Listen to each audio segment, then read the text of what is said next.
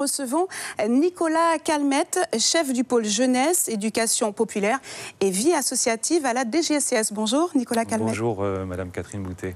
Alors nous sommes pratiquement aux vacances de Toussaint. Les activités ont commencé le mercredi. Pourquoi avoir autant tardé pour organiser cette réunion explicative ?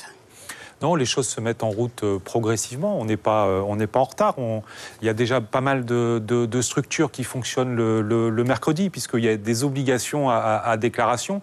Et ces déclarations ont été faites 2 mois avant le début. Vous voyez, donc même avant le décret qui est paru le 23 juillet de cette année. Donc il y avait déjà des déclarations. Après, nous, l'objectif, effectivement, c'est d'informer l'ensemble des partenaires associatifs et les collectivités sur les nouvelles possibilités qu'offre le plan mercredi. Alors justement, ces nouvelles possibilités, quelles sont-elles et en quoi concernent-elles le grand public ? Alors, déjà ce matin, c'est de rappeler le rôle de l'État, le rôle des partenaires, puisque ce matin, on a rappelé la PMI, la CAF, la PMI pour l'accueil des moins de 6 ans, la CAF qui est un des partenaires financiers, le rectorat et la DGSCS. L'État étant le garant de la sécurité des mineurs donc sur le territoire. C'est-à-dire qu'il y a des vérifications. Lorsqu'il y a un accueil de loisirs qui se met en place en Guyane, il y a des autorisations et l'État veille à la sécurité de l'ensemble des enfants qui sont accueillis. Alors ça, c'était valable avant le plan mercredi. Qu'est-ce qui change avec le plan mercredi ? Alors c'était avant, c'est aussi toujours d'actualité. Donc cette sécurité, on va vérifier notamment qu'il y ait suffisamment d'encadrement.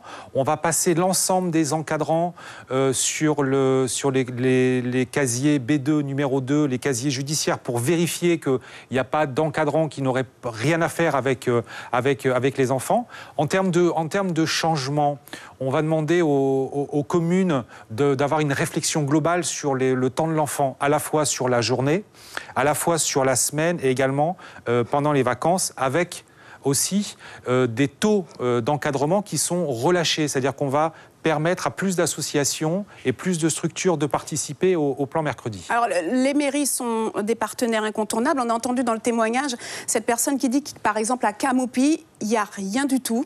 Est-ce que les communes sont bien informées, parce que tout dépend des communes, finalement ? Tout ne dépend pas des communes, mais ça fait partie des acteurs incontournables du plan mercredi. Les activités ont déjà commencé.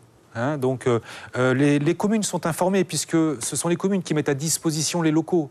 Donc il y a déjà un travail d'autorisation au niveau des communes. Nous, ce qu'on souhaite, c'est formaliser dans des projets éducatifs que l'ensemble du territoire puisse obtenir des accueils qui soient déclarés par l'État et avec une vraie réflexion sur la place de l'enfant, sur le temps libéré par l'école. Donc on parle du périscolaire, donc les activités qui sont autour de l'école, le mercredi, et également sur le temps extrascolaire, en prenant en compte les besoins physiologiques de l'enfant, en s'appuyant sur l'ensemble des ressources du territoire. Donc l'objectif, c'est que les communes puissent signer un projet éducatif de territoire et de signer la charte de qualité. Et là, les associations devront signer également cette charte de qualité au service des familles et des enfants. Nicolas Calmette, merci d'avoir accepté notre invitation. Merci à vous.